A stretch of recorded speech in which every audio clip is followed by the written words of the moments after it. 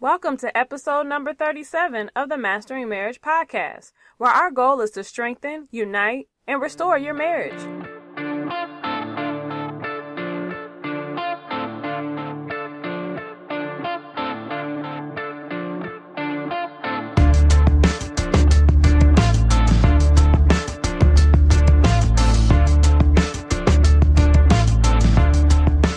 Hey everybody, my name is Amanda Taylor, and together with my husband David, we are the co-founders of MendOurMarriage.com, and our goal is to break the back of divorce by bringing married couples together to be accountable, keep the passion alive, and expose the hidden issues that try to rip marriages apart.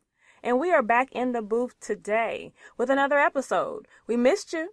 But guess what? Right now, I'm going to introduce my co-host, my best friend and my husband, David Taylor. Yo. Hey, everybody. Welcome back to the Mastering Marriage podcast. Yo. It's been over a month since our last episode. Yes. A lot has changed, so we're going to bring you guys up to speed. Yes. And then we're going to jump into some juicy content. Let's go.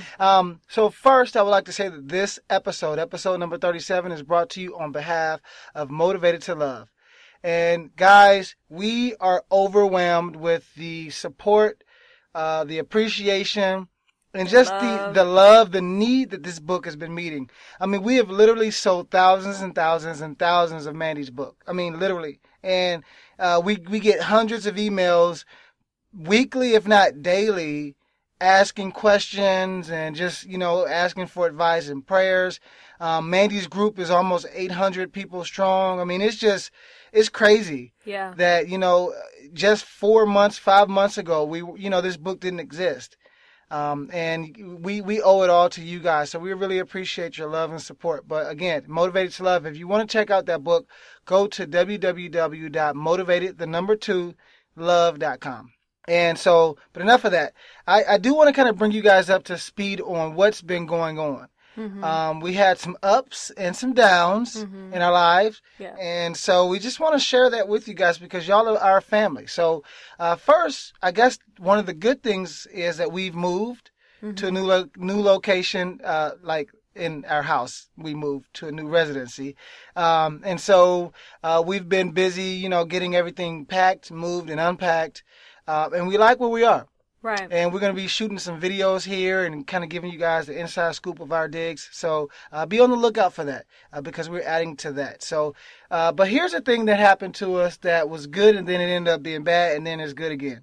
You want me to share this with everybody? Sure, go want me to right just drop ahead. it? All right. So on Easter Sunday, right, in April, beginning of April, Mandy and I found out that we were pregnant. Really, she was pregnant and, I contributed to that.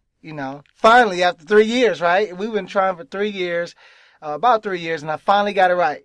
And, hit the jackpot. And she was pregnant. We were overwhelmed with joy. We were on cloud nine. I was about to be a daddy. Mandy was about to be a mommy. And then 2 weeks later, Mandy miscarried. And it was like we went from the pinnacle of happiness to the slums. And I still remember the look on my wife's face when she, when it happened, and we don't have to get into the details, but it was pretty traumatic, and it was trying for us because we really were interested and ready to be parents, and all of a sudden it didn't happen. Right. And so but we've recovered, and we're back at it, back at it trying to get it again. And, but yeah, that's been one of the biggest things that has kind of, kept us quiet for a while as we've been kind of recouping from that. So, thank you for your prayers. And yeah, we're back. We're going to be parents. We're going to get this right one of these days. Okay. We just are. We will. We're going to make this happen. And so in the meantime, happy Mother's Day to everybody who's out there mothering. Happy Mother's Day. Whether you're a dad mothering, like you're a single dad, or whether you're a mom mothering, happy Mother's Day. We appreciate all of your work, your hard work. Love you, moms. Love you, moms. And so that's been what's been going on. And so, but anyway, we're gonna move forward even more. Last thing, and then I'm gonna hand it off to Mandy because today we're gonna talk about loving the walls down, part deuce. Deuces. Part Part two. Because we did a part one. It was one of our most popular episodes. People were requesting a part two. And so we're going to hit you back with this part two. But before I do want to share with you guys that we also have a very new website coming out in the next week. Yes. And I'm not going to tell you the name right now because I'm not going to tell you the name, but it has something to do with couples fitness. Yes. And it's its own site. It's its own membership site. Mm-hmm. And it's going to be for couples fitness, and we're going to be adding some really, really new and innovative things to this site, to the membership portion. You're going to really enjoy it. You're going to really enjoy this. So be on the lookout. In a week, I'll be giving you guys more information. But anyway, today's episode is all about Loving the Walls Down Part 2. Yes. And part one, well, Mandy, why don't you go ahead and give a recoup of what part one is? Let me do this so that you can go ahead and just be prepared to drop some nuggets. Okay? Some juicy nuggets. You got some juicy nuggets to drop? I got some juice. Some juice? Okay, that was kind of, anyway. So, so the first episode of Loving the Walls Down Part 1 was a response to a question that we got. Mm-hmm. And it was really about, a husband was struggling with how to love through a cold wife. His spouse was struggling to reciprocate the love that he was given. She wanted out of a relationship. She was reluctant.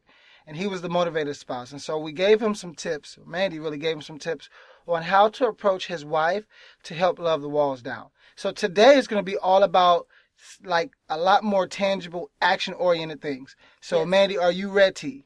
I am ready to go. Are you sure? I'm positive. Because we're about to go in, and we're going to go in for a couple minutes, and then we're going to be done. So anyway, without further ado, Mandy, why don't you go ahead and take the reins? All right, so here we go. Loving the Walls Down Part 2. Part 2, y'all. All right, so we have 2 points that we are going to discuss today. But again, like I said before, make sure you have pen and pad because it's going to be meaty. So the 2 points that we're going to be dealing with today are studying love. Okay, so again, how do you love the walls down? So you have to be a student of love, so study love. And also, you have to take up the practice of repetitive meditation, okay? So we're not talking about to Buddha or anything like that. Can't pray to Buddha? We're not doing Buddha today? No? Okay. We're not doing Buddha today. But we'll get to that, and I will expound on what I mean by that, okay? So, again, we're going to start with studying love. Now, in the first episode, we talked about before you could become, before she hyped, y'all. I'm telling you, it's been a minute. She hyped. Before you could become love to your spouse, as we said before, you must love yourself. Okay, so that was one of the points that we talked about before. So, in order to move forward, we must truly learn about God's type of love, agape love. Okay, and understand how to love our spouses through dark seasons. And so, and I'm gonna jump in and out every now and again. Mm-hmm. So, okay, so let's really be very practical. So we talked about agape love. You just brought that concept up again. We did do an episode that kind of broke down the types of love. Mm-hmm. And agape was what's the difference? What separates agape from those other 3 types of love? Well, agape love is unconditional love. It's a type of love that Jesus showed when he died on the cross. Okay. So no matter how others were treating him, his love was not conditional. His love was not based on what he was getting back. Or what people quote unquote deserved or what they were giving him. So within the confines of a marriage, what does agape love look like? So within the confines of a marriage, agape love, it means to give. For example, for us, when we were going through our toughest season, I was able to display agape love or unconditional love to David, even when he couldn't give me anything in return. Mm-hmm. And so, for instance, I decided to go on this Motivated to Love walk. And all he could give me was really just him being in the house. That's all he could offer me. Yeah. And so my love couldn't be dependent on what he was giving me because he really wasn't able to give me anything. Yeah. And so what we found is a lot, and we get this a lot, spouses, primarily wives, will say they have ran out. They can't do it anymore. Their spouse is too cold. Sometimes we get messages with expletives in it, they're just done. Mm-hmm. And agape love means that no matter what you're getting or not getting, you still are obligated to love. Right. Unconditionally. Mm-hmm. And you are loving because you want to love, not because of what you want to get back. Right. And that's a big difference. Exactly. Yeah. And I think a lot of times, and I'm just going to say this and we're going to move forward because I don't want to get too far off. We watch these movies, we read these books, we kind of get this fantasy type of quote unquote love, perception, to where if we're not getting this type of, romantic love, then we want to move on. But in reality, we have to make our own love story with our spouse. And so our love may not look like it looks like on The Notebook or on Love and Basketball. Because that's eros. That's that erotic love. That's erotic love. That's sexual love. Let me get in your drug. Uh-oh. No, I just, go ahead. Keep going. So I'm going to go ahead and keep moving forward. So you might ask, how do you study love? Or what do you mean by studying love? That's kind of vague. So for me personally, where I had to start was in 1 Corinthians 13 and the passages 4 through 8. So those scriptures I studied, and I had to flood my spirit and my mind with those scriptures night and day for a really long time. So literally, I had to go in and I had to read the scriptures. Love is patient, love is kind, is long suffering. It does not give account to a suffered wrong. And you know what? Literally little by little, as I studied those scriptures, it washed away all that bitterness and depression and even rage and anger that I felt. And there were times where I did feel hopeless, but the more I read those scriptures and the more I just overflowed my spirit with those things, the scriptures had more authority over my thoughts than what was going on in the atmosphere around me. And that's key. Oh my gosh, that's so key. You have to, she said a word, overflow. You have to deluge your mind with something more powerful than those negative voices that you're hearing. Yes. And her choice, her tool or preference was the Bible, scripture. Yes. Specific, not just the Bible itself, but specific scriptures that focused on love, the characteristics of the type of love that she wanted to exemplify. Right. And she overflowed her mind with those scriptures. Exactly. And that helped combat all those negative voices and feelings. Right. Most people would do it once or twice and expect it to work and then give up when it doesn't. Right. Or, when you go to church on Sunday or on Wednesday for Bible study, you listen, you brood over it for maybe a night, you're excited and you're going, you're ready to move forward with that concept. But then after day 2 or 3, when he ain't budging. Yes. After day quit. 2 or 3, then you just decide, I want to give up. You and your feelings. Yeah. So. Yeah, so basically I really had to take all of those attributes of love and I had to dissect them. I had to literally take out patience and kindness and long suffering and all those words. And I had to even go to the dictionary and look up the individual meanings of those words. Mm-hmm. And in my book, Motivated to Love, I go through and actually, list the different definitions of those words. So definitely check that out. Yeah, that's good. But, a lot of those words were really hard to digest. Because part of me felt like, I was stupid for even trying to do this because David was so convincing that there was nothing I could do to make us work. It was just impossible. So again, to combat those moments, again, I had to stay in the Word. I had to keep studying love. I had to keep, believing that this was worth it. Let me ask you a question. And I know you got points to go through, but I like this conversation. Because we also get that a lot. People feeling stupid for standing for a spouse who doesn't want to have anything to do with them. Are they crazy? Are they stupid? I mean, what do you say to somebody who says that? Well, you know what? When I did feel like that, I felt like, and in the moments where I did feel stupid or whatever, I had to think of it like this, that God uses the things that the world considers weak to confound the wise. And so, not to get really deep, but you have to understand that this type of love that we're talking about is on a spiritual level. And so, whereas the world tells us that this is stupid and if your man or your woman is not doing you right, you go out and get somebody else, that's not God's way. So to speak to the man or the woman that's saying, this is stupid, why would I stand? it's because you're in covenant. You agreed to for better or for worse. So you have to put those things in perspective. And sometimes you have to put your own needs and desires aside for, as I've said before, for a season. So your marriage can be healed for a lifetime. Mm-hmm. You have to allow God's light to shine through you, into the darkness that your spouse is experiencing. Yeah. Because, if you won't, who will? Well, and unconditional love means that you're not loving to get anything in return. Exactly. You're loving without conditions. Right. And so if you find yourself constantly struggling with wanting to get something in return after you've given love, if you find yourself constantly feeling like, well, I've given and I'm not getting anything back, then you have to question whether or not you're truly giving unconditional love.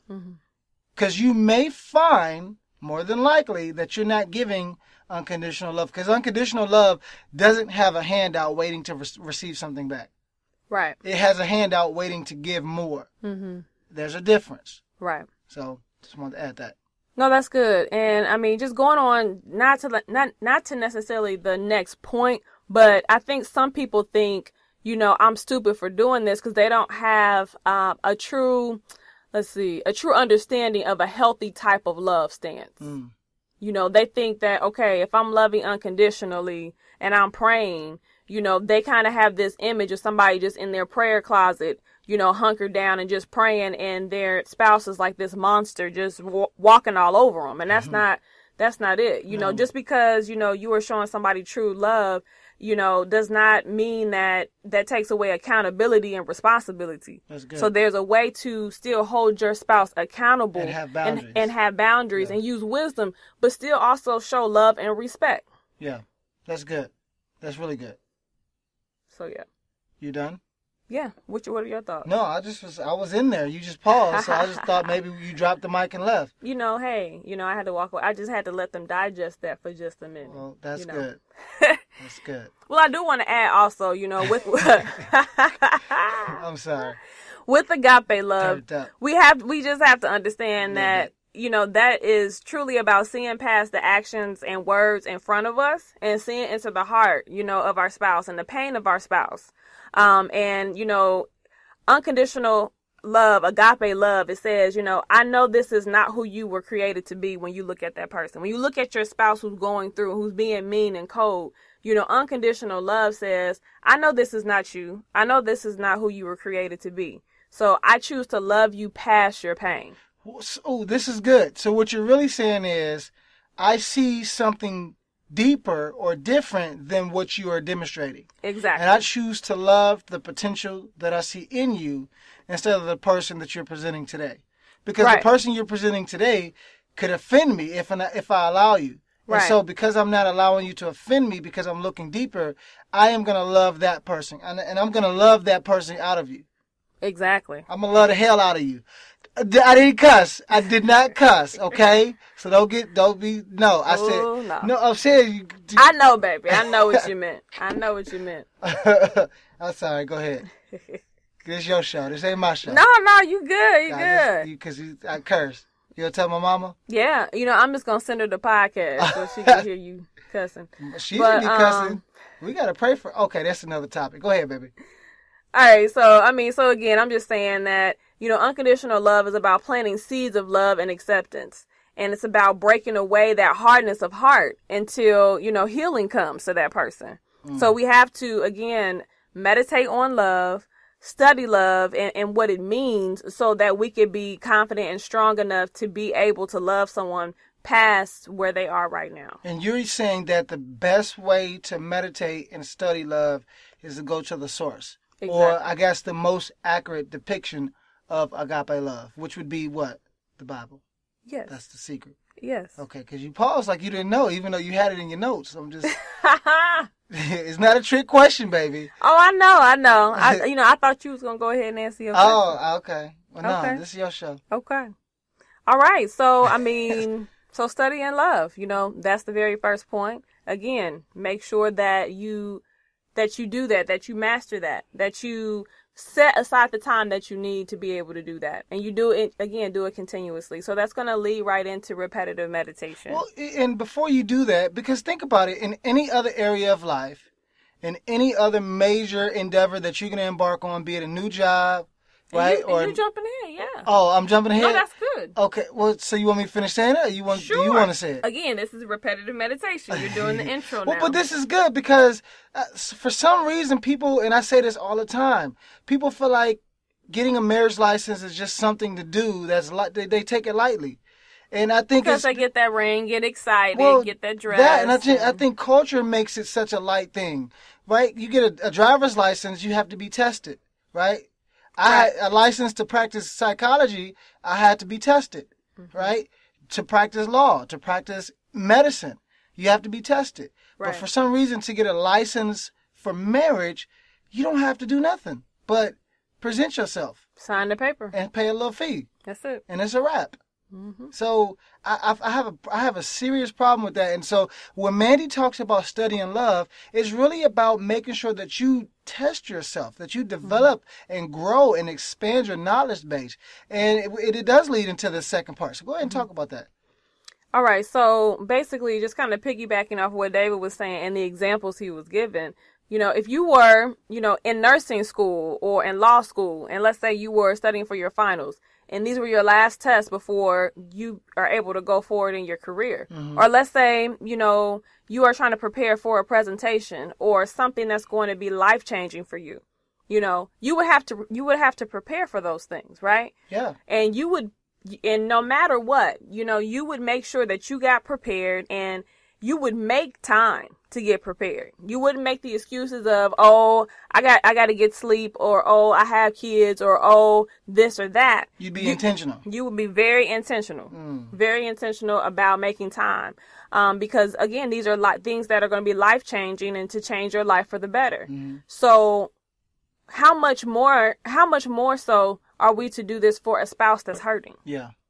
So we have to think about that. So if we know that we want to stand and be motivated to love and to love the walls down, we really have to make sure that we're in a position where we are, again, studying love, filling ourselves up to where we're getting rid of offense and getting rid of any type of triggers that we have so that we can stand in confidence and in love. Mm-hmm. That's really good. That's because if you can only give away what you have. Exactly. And if you don't have it because you didn't take the time to fill yourself with it, then what the heck do you think you're going to give away? It sure ain't going to be love. It's going to be some type of mutated concept of love, but it's not going to be agape love. Right. Agape love only comes on purpose. Right. And you have to be intentional about filling your tank so that you can give what you have. And if you're overflowing, you won't run out. Right. Okay? Exactly. And you also have to understand that you have to be consistent in this area. So when you are practicing repetitive meditation, what do you mean by repetitive meditation? So again, and I was going to give those examples, but no, that's okay. So repetitive meditation, that includes speaking the opposite of what you're going through. And that also means building your arsenal and preparing for any attacks on your heart or on your mind. So I'm going to go into more examples of those. So, for instance, let's start with the speaking the opposite. So, I have had many people who have sent messages to me or posted in the group about how they feel. And I will then follow it up with giving them an encouraging word or a scripture to combat that thing that's attacking their mind. So, for example, I have some people to come to me and say, you know what, I can't do this anymore. I'm all burnt out and I just don't have anything left to give. And so what I tell them is, well, what you need to start speaking over and over and over again is, I can do all things through Christ that strengthens me. I remember there were many days that I repeated that hundreds of times, because it was a very simple phrase, a very simple scripture, but it had a lot of power. And it served as, a weapon against a lot of the attacks on my mind. So another example was, I feel stupid. Why should I continue to stand? Everyone else says I should go. And again, going back to the scripture I mentioned earlier, God uses the weak things of the world to confound the wise. That's good. I had others who say, I am lonely. I don't have anyone who understands me. And to that I said, God said he will never leave you or forsake you, even until the end. Okay? And last example, I am broken and tired. I have totally lost myself. And to that I said, God comes to make all things new. So again, you know, everybody personally has different things that are attacking their mind. So you have to figure out what are those things that are constantly attacking me and bringing me down and weighing me down. You have to figure out what scriptures and what resources can you use to block those things out, to knock those things out when they come to attack you. Mm-hmm. That's good. That's good. It's kind of like mosquito repellent, right? Mm-hmm. Because if you're like in Florida, we get a lot of mosquitoes around this time of the year. And if you don't have repellent on, those mosquitoes are going to suck you dry. You know, they're going to keep biting you. And that's how those negative words are. Mm-hmm. You know, they're irritants, but they continue until at some point you run out of the very necessity of life, which is your blood. So You got to really make sure that you're using those scriptures to ward off those thoughts. You really got to do that. And you got to be intentional. You can't just do it once or twice and expect them to work. Exactly. Right? Research shows that it takes at least 13 to 17 positive words to offset the power of one negative word. So if you have one faulty belief and you've repeated it once in a day, then you got to at least brood or ruminate or repeat that positive scripture at least 13 to 17 times. That's something. Now imagine if you've said it once or twice within the course of a conversation, or you've told multiple people that in one day, right? Now, or you wrote it. That meant you had to read it again after you wrote it. And so imagine if you've repeated that negative word or that negative statement to yourself twice or 3 times in a day, then you have to go into overtime and overdrive to add more, repeat those positive sayings more than just once. Mm-hmm. It's not a balance. It's not a fair balance. You got to go 13 to 17 times more. That's why it's really important for you to be on guard, and that as soon as those things attack you, you immediately say, okay, hey, I can't let that in. I don't want that to be ruminating on my mind, and I don't want to keep thinking on that. Yeah. So immediately you need to find something. Because your body will go where your mind goes. Mm-hmm. Have you ever been driving and you look to the left, you start to veer to the left? That's the same way your body and your mind works. If you start thinking a negative thought, your body will align with that. Mm-hmm. And pretty much in the day, your day will align with what you're thinking. Right? As a man thinks in his heart, so is he. Mm-hmm. That's scripture. That's in Proverbs. Mm-hmm. So you really have to change. And this is so pivotal. I like this point, Mandy. This meditation, it's brooding, right? It's ruminating. That's what cows do. They chew over their food, and then they chew over it again, and they chew over it again. Mm-hmm. That's what you got to do. Right. While you going to work. While you at your desk. While you taking a shower. You jumping. I'm jumping? You jumping. Well, go on jump there, baby. All right, so let's jump to point number 2. I'm sorry. I just got hyped. All right, so, no, that's good. That's good. That was some meat right there. That's some meat. Yeah. Turn it down. So, in addition to speaking the opposite, you must build your arsenal and prepare for, again, those mental attacks, okay? Yeah. So, for an example, a lot of times at night, that is the time when stuff really hits your mind and your heart, because you're laying down, it's quiet, you're in the dark, you're trying to go to sleep, and then that's when it hits. And so that was the main thing for me. So I found that usually when these thoughts would come in, they were a result of what... Did you say thoughts? T-H-O-T? No, thoughts. Oh, okay. T-H-O-U-G-H-T-S? Yes. I thought you said you had thoughts coming to your house. Kind of stuff are you giving these folks? David, you can't give them thoughts. David, it's time for you to go to bed. Anyway, so like I said, I found that these thoughts were usually the result of what I was meditating on or thinking about during the day, what I was listening to, or what I was talking about. Mm-hmm. Okay, so when I saw that pattern, I started to do the following things. So remember I talked about studying the passages in 1 Corinthians 13? Mm-hmm. So what I did was I recorded myself citing those scriptures. Okay.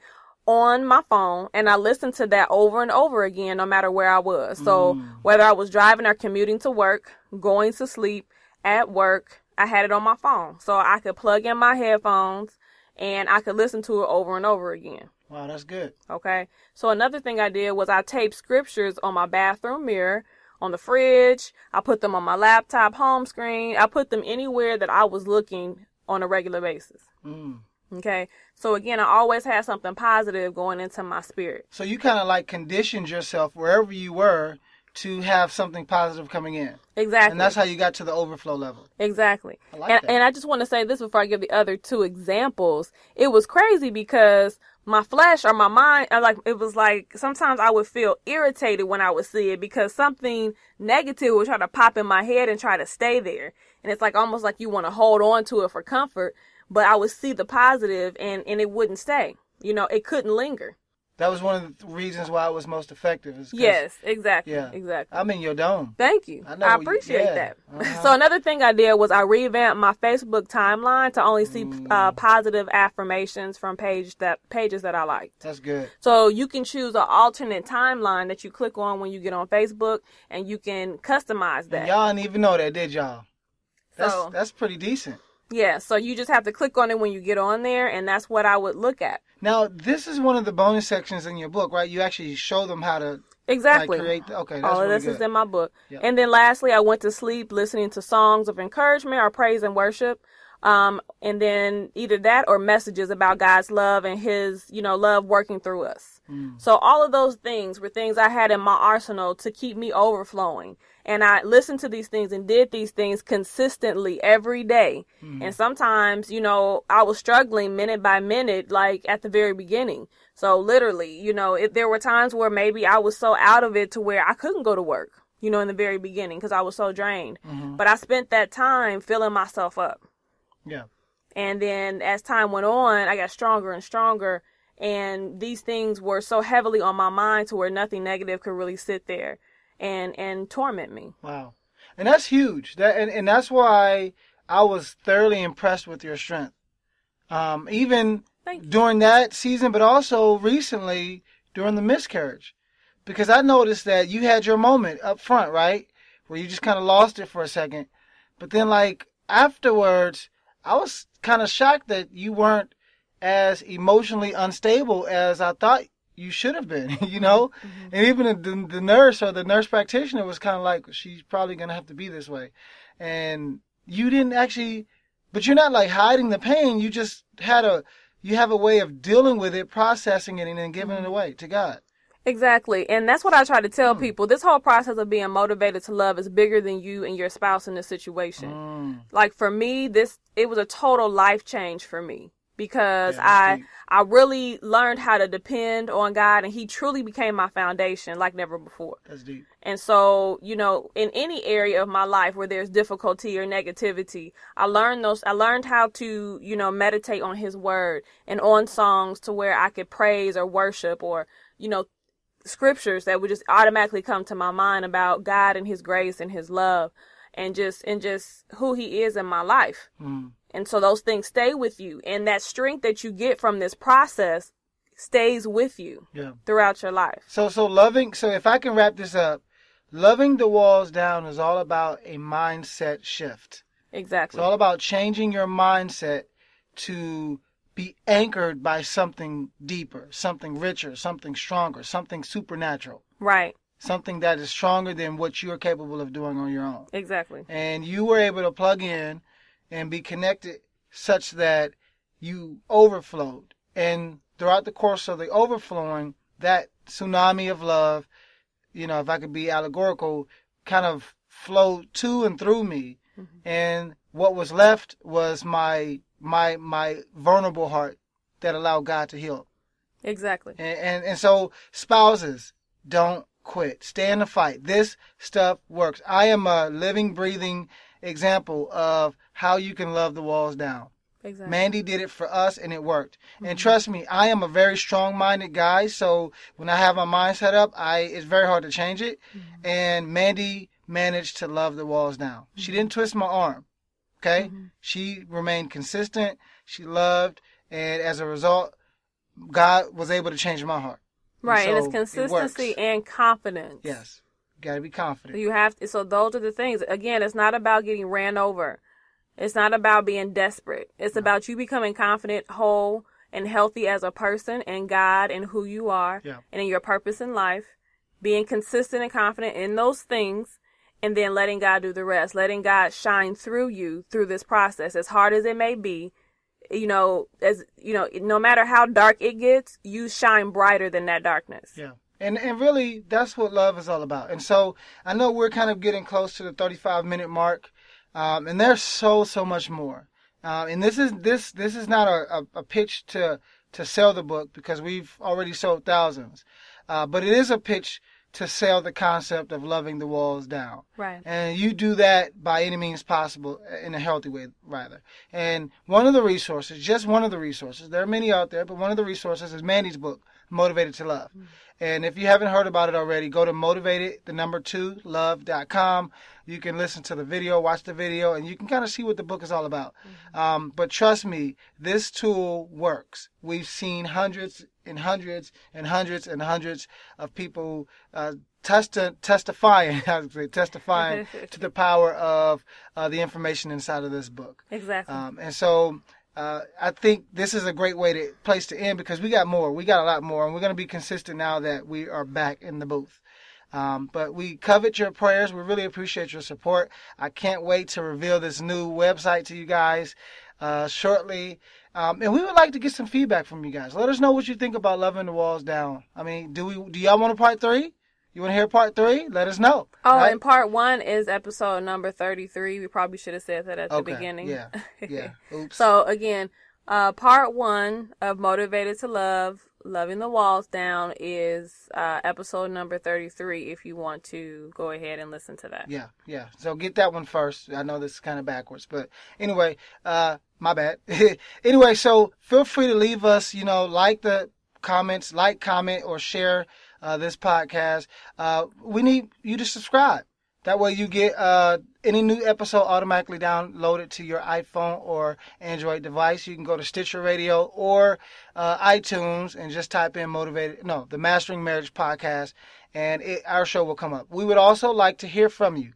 Drop a review in there. We've been getting more reviews. We're going to be giving you guys some shout outs. And actually, we're going to start something new where we're going to just surprise people and read your review. And the person that we read their review on air, we're going to give you a free book, Mandy's free book. That's right. So it may be you. So write a review, because it may be you. I kind of rhymed that one. Good job, baby. But in any case, we're done, guys. We're back in the booth. We are excited about what the future has in store for us. Appreciate you, yes, everybody. we do appreciate you guys. But we're done, y'all. We're All out, right. y'all. Deuces.